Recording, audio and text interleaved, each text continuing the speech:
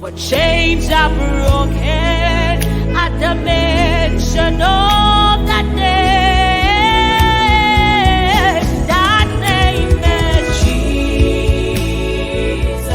That name is Jesus. That name... Chers téléspectateurs de Semence TV, soyez bénis. Et aujourd'hui encore, nous sommes là pour être bénis à travers la parole de Dieu, à travers les Saintes Écritures. Et nous aurons pour thème aujourd'hui l'utilité d'être toujours dans le sanctuaire, dans le rassemblement des saints, dans le sanctuaire communément appelé l'Église. L'Église, c'est toi, c'est moi. Quand je parle du sanctuaire ici, je parle des 4 murs, là où l'Église se rassemble pour écouter la parole de Dieu, pour être béni par la parole de Dieu. Alors ce jour, nous parlerons de l'importance d'être dans le rassemblement des saints. Et pour cela, nous allons entrer dans la parole de Dieu, parce que vous le savez bien, notre émission, ça vient de Dieu. Et comme ça vient de Dieu, et nous allons découvrir ensemble si c'est vraiment important, si c'est biblique et si ça vient de Dieu. Et je crois, toi qui es peut-être dans ton bureau, en train de visionner, toi qui es dans ta maison, peut-être avec tes enfants, avec ton épouse, toi qui es peut-être malade et tu es couché dans ta chambre et tu es devant ton téléviseur en train de visionner, tu seras béni, tu seras visité, parce que toutes les personnes qui sont fidèles à non seulement cette chaîne Semence TV, mais à notre émission, ça vient de Dieu. Et je crois que tu seras béni tout à l'heure en écoutant la parole de Dieu qui va te libérer, qui va te restaurer, qui va te guérir de tous tes maux. Et ma prière est que la présence de Dieu soit manifeste pendant ces moments d'exhortation, ces moments d'enseignement et ces moments de prière, bien sûr. Vous savez, c'est ça aussi, la prière. Nous lisons dans Luc, dans le livre de Luc, chapitre 13. Si vous n'avez pas votre Bible là, vous pouvez prendre simplement votre stylo et écrire le livre et le verset biblique. Nous sommes dans le livre de Luc, Luc chapitre 13, et je ferai la lecture à partir du verset 10. La parole de Dieu déclare: Jésus enseignait dans une des synagogues ou alors dans un sanctuaire le jour du sabbat. Et voici, il y avait là une femme possédée d'un esprit qui la rendait infirme. Depuis 18 ans, elle était courbée et ne pouvait pas du tout se redresser. Lorsqu'il la vit, Jésus lui adressa la parole et lui dit: Femme, tu es délivrée de ton infirmité. Et il lui imposa les mains. À l'instant, elle se redressa et glorifia Dieu quand Jésus lui imposait les mains. Oui, chers téléspectateurs, je ne sais pas la situation que tu traverses en ce moment et tu te dis: je suis fatigué, je suis déjà allé dans les églises, rien ne s'est passé, je suis allé dans les églises, on a prié, je n'ai rien expérimenté. Mais je viens ici, encore en ce jour, te parler d'une femme qui est allée au sanctuaire pendant 18 ans, elle a persévéré, elle a enduré. Et pourquoi elle a persévéré? C'est parce qu'elle a compris que sa guérison ne dépend pas d'elle, mais de Jésus-Christ de Nazareth. C'est lui qui décide, c'est lui qui a le dernier mot. Et j'ai aussi souvent vu des personnes étant malades, avoir des situations, mais quand elles viennent au sanctuaire, elles veulent la solution à l'immédiat. Non, ça ne se passe pas comme ça. Ça ne se passe pas comme ça parce que, permettez, je ne sais pas si ça va blesser votre sensibilité. Pardonnez-moi, ce n'est pas ça mon objectif. Mon but, c'est de vous ouvrir les yeux et apporter la solution, non seulement physique, émotionnelle, spirituelle, à tous les niveaux. Vous voyez, il y a des personnes qui ont certains problèmes, des maladies, des difficultés, et parce qu'elles ont ouvert peut-être la porte à l'ennemi, à travers tout ce qu'elles ont fait, à travers la désobéissance, je le disais l'autre jour, à travers la désobéissance à la parole de Dieu. Et on fait des choses et puis, aujourd'hui, se retrouvent dans des situations compliquées, peut-être de maladie, de chômage, de blocage. Il y en a beaucoup qu'on ne peut pas tous citer. Et quand ces situations arrivent, et on décide d'aller vers son Créateur, on décide de se confier à son Créateur, bien sûr à travers les serviteurs de Dieu, en allant au sanctuaire. Et nous n'allons pas imposer à Dieu d'agir quand nous voulons. Cette maman n'a pas imposé. La parole de Dieu déclare que c'est pendant 18 ans. Elle allait tout le temps. Et je suis convaincu que cette maman s'est rabaissée devant le Seigneur. Je suis convaincu que cette maman a brisé son âme devant le Seigneur. Elle s'est humiliée devant le Seigneur et le Seigneur ne l'a pas abandonnée. Et quand le temps de Dieu a sonné, elle a été libérée, elle a été guérie, elle a été restaurée de son infirmité. C'est de cela qu'il est question. Et vous savez, la parole de Dieu déclare, le Seigneur dit dans sa parole, qu'il fait grâce aux humbles et qu'il résiste aux orgueilleux. On ne peut pas venir dans la présence de Dieu avec l'orgueil. On ne peut pas. Vous voyez un peu quand Naaman, dans 2 Rois, chapitre 5, la parole de Dieu déclare que Naaman était malade, il était atteint d'une lèpre. Et quand on l'amène vers le prophète Élisée, le prophète lui a donné des instructions et lui s'est fâché. Il a voulu que le prophète fasse ce que lui, il veut. Il a voulu, mais pourtant le prophète lui donnait des instructions qui venaient de Dieu. Oui, c'est de cela qu'il est question. Il est parti avec son orgueil, mais il a eu la grâce qu'il était entouré de bonnes personnes qui lui ont donné des bons conseils et il allait mettre en pratique ce que le prophète lui a dit de faire et il a été restauré. C'est de cela qu'il est question. Parce que beaucoup de gens viennent, oh, ça fait 1 an, ça fait 2 ans, mais cette femme, 18 ans, la Bible dit 18 ans, elle était courbée, elle souffrait de cette infirmité. Mais le Seigneur a fini par se manifester. Et je suis convaincue que cette maman a pris du temps. Elle a fait des recherches, elle a travaillé, elle a regardé, elle a fouillé dans sa vie. D'où vient ce problème? Pourquoi? Elle s'est humiliée dans la présence de Dieu. Elle s'est rabaissée dans la présence de Dieu. Et elle avait un esprit humble. Elle n'avait pas un esprit d'orgueil, un esprit humble en cherchant véritablement la face de Dieu. Et un jour, la grâce de Dieu l'a localisée. Vous savez, comme je disais tout à l'heure, la parole de Dieu déclare que le Seigneur fait grâce aux hommes et il résiste aux orgueilleux. Son humilité, son abaissement, son renoncement a fait qu'elle a trouvé grâce aux yeux de Jésus. Et la Bible dit, pendant que Jésus enseignait le jour du sabbat, dans le sanctuaire, dans la synagogue, et voici, il y avait une femme atteinte, possédée d'un esprit qui la rendait infime depuis 18 ans. Elle était courbée. Mais regardons plus bas, lorsqu'il la vit, c'est ça le plus important, lorsque Jésus la vit, il lui adressa la parole et lui dit, femme, tu es délivrée de ton infirmité. Ton attitude, chers téléspectateurs qui m'écoutent en ce moment, ton attitude peut amener Jésus à te voir, à te localiser. Ton attitude donne l'occasion à Jésus-Christ de Nazareth de te localiser. Donne l'occasion à Jésus-Christ de Nazareth de te localiser dans ta situation, à travers ta persévérance, à travers ton zèle, à travers ton attitude, à travers ton endurance. Donne l'occasion à Jésus de te localiser. La Bible dit, pendant que Jésus l'enseignait, il a vu. Et je suis convaincu qu'il y a des gens, il y a des téléspectateurs qui sont en train de m'écouter en ce moment et se disent, mais là c'était Jésus en personne. Est-ce que Jésus est encore là? Oui, Jésus est encore là. Jésus est encore là. Il travaille à travers son esprit. Et il a ses envoyés, ses serviteurs.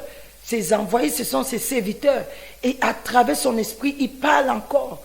Il délivre, il libère, il est là. Il a dit, je vous enverrai. Je vous enverrai le consolateur. Je vous enverrai. Il est là. La Bible dit qu'il est omniprésent. Omniprésent veut dire il est partout au même instant.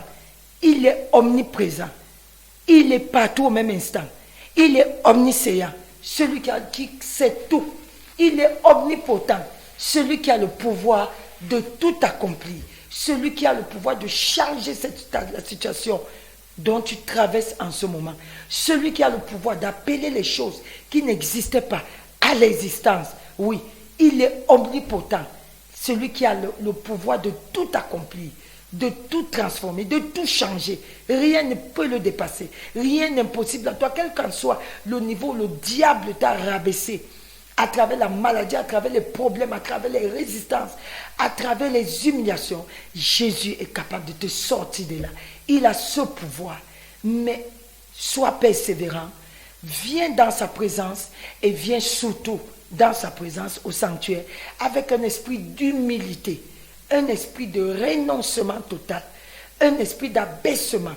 Oui, et c'est dans cet état d'esprit que le Seigneur va te visiter à travers ses serviteurs. Oui, à travers ses serviteurs. Voilà pourquoi vous entendez parler des prophéties, vous entendez parler des révélations. Parce que quand un serviteur de Dieu est en train de prêcher, ce n'est plus lui qui enseigne, ce n'est pas lui qui enseigne, mais c'est Jésus, c'est le Seigneur qui enseigne à travers ses serviteurs. C'est le Seigneur qui enseigne à travers les orateurs. Et pendant qu'il enseigne, son œil peut te localiser.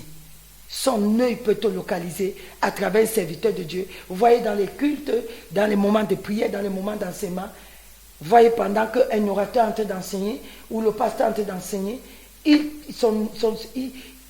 ses yeux s'ouvrent sur toi et une parole de connaissance, il déclare une parole de connaissance de la part du Seigneur, il déclare une prophétie de la part du Seigneur. Oui, ce n'est pas le pasteur, mais c'est l'œil de Jésus qui t'a localisé, qui a vu. Vous savez, comme j'ai dit tout à l'heure, il est omniprésent.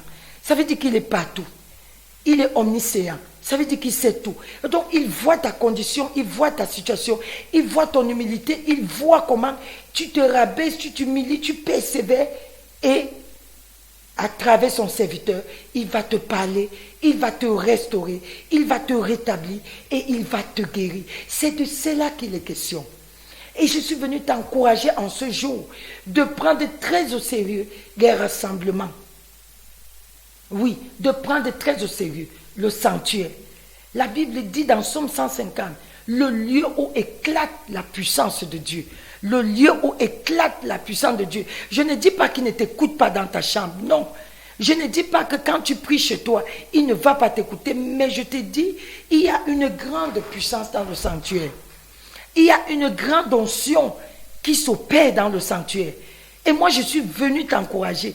Si tu étais déjà découragé, si tu étais déjà abattu par cette situation, je suis venu t'encourager à te relever, à prendre tout ton courage en main, toute ta force, quel qu'en soit ce que tu traverses, quel qu'en soit le problème, quelle qu'en soit la maladie, quelle qu'en soit la situation, lève-toi et dis-toi, à partir d'aujourd'hui, je vais me lever et je vais aller au sanctuaire. Oui, bien sûr, il faut bien que ce soit un sanctuaire, le sanctuaire où le Seigneur réside, parce qu'il y a sanctuaire et sanctuaire.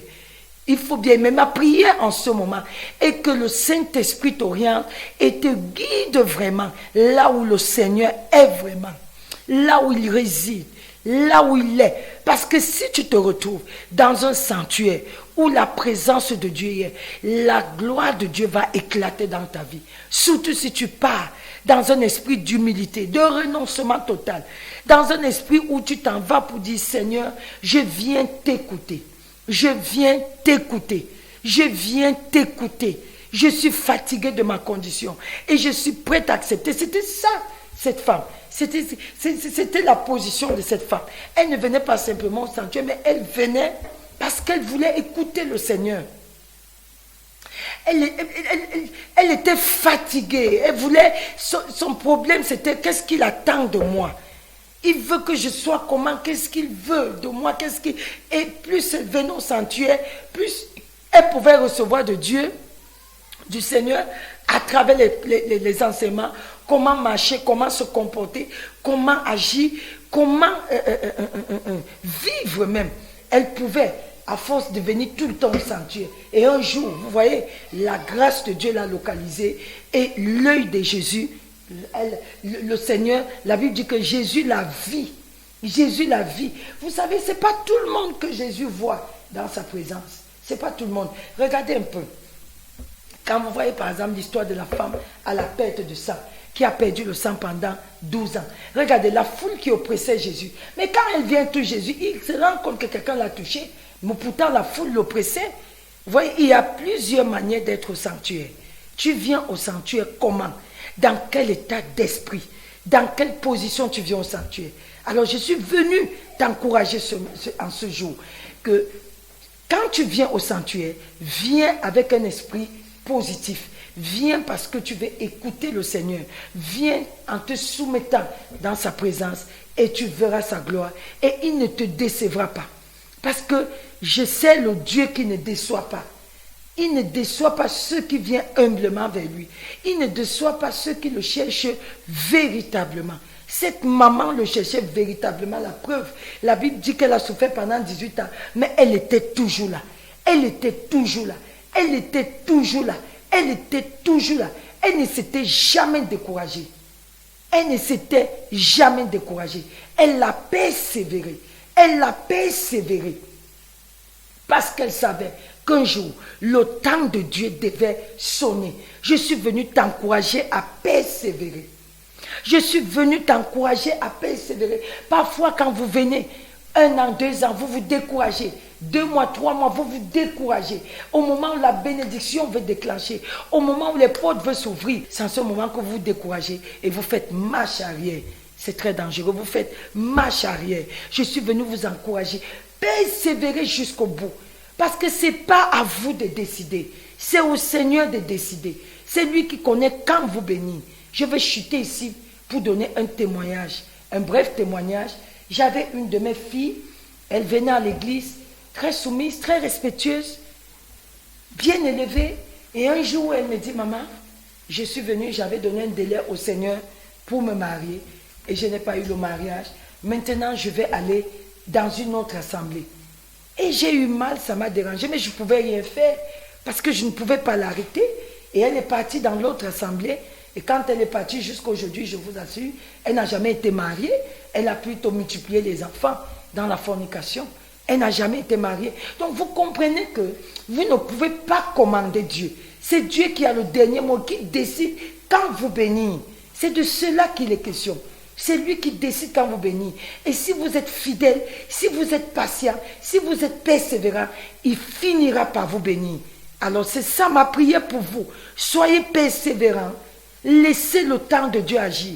Parce que le jour où il va vous bénir, il va vous faire oublier les années que les sauterelles vous ont dévorées. Il vous donnera la joie. Il vous donnera la paix. Et c'est ce qu'il est capable de faire. Il sait pourquoi il laisse encore le temps passer. Il est Dieu. Il est Dieu. Il n'est pas un homme, ni le fils d'un homme pour mentir, mais il est Dieu, celui qui vous a créé, qui est l'auteur de la création, qui est l'auteur de votre salut éternel. Soyez simplement patients. Alors, je suis encore béni en ce jour de savoir qu'il y a des téléspectateurs qui sont devant leur télévision en train d'écouter cet enseignement, en train d'être attentif à cette émission. Ça vient de Dieu. Je suis béni et je vais croire que toi qui es resté là, tu ne seras pas déçu. Si tu acceptes cette parole, si tu la vis, tu verras la gloire de Dieu. Seigneur, je t'élève ces téléspectateurs qui m'ont écouté en ce moment. Ma prière qu'une œuvre de rédemption s'opère dans leur vie, afin qu'ils soient totalement libérés et guéris par tous leurs maux, au nom de Jésus-Christ de Nazareth. C'était votre humble servante, Maman Yvonne Niala, qui a encore partagé la parole de Dieu avec vous en ce jour. Soyez bénis et je vous aime de tout mon cœur. Yesterday, today and forevermore. What you say is what you do.